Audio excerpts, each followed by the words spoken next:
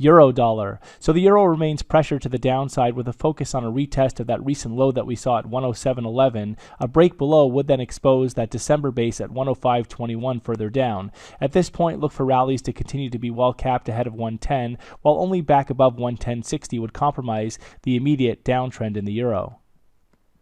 Sterling dollar. So cable is broken down to yet another fresh multi-year low, the lowest level since 2010, with the market trading all the way down to 143.52 ahead of this latest minor bounce. But daily studies here are well oversold, and there is risk for some form of a bounce before the market considers the next lower top and a bearish resumption. At this point, a break back above the recent high that we saw at 145.60 would take the immediate pressure off the downside and open the door for this potential correction. Any setbacks from here should be limited in favor of some form of consolidation to allow for these heavily oversold studies to unwind.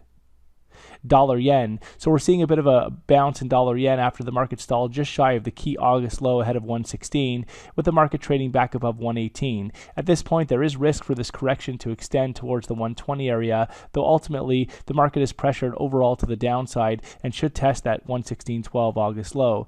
At this point, only back above recent highs that we saw going up to the 2065 area would take the immediate pressure off the downside.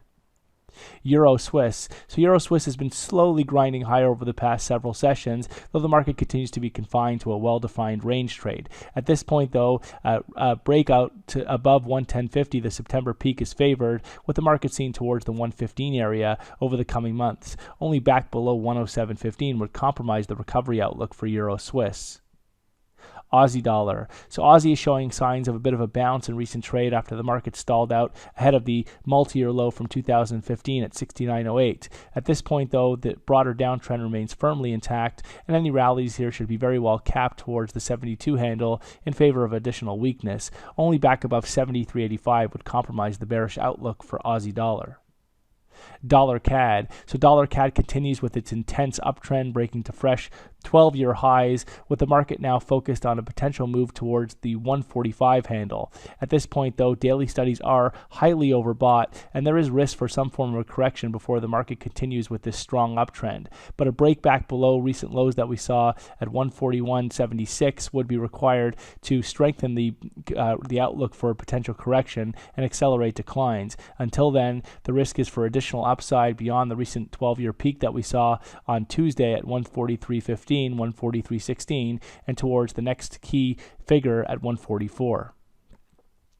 Kiwi dollar. So Kiwi overall remains pressured to the downside, though the market has shown signs of a bit of a bottom in recent trade.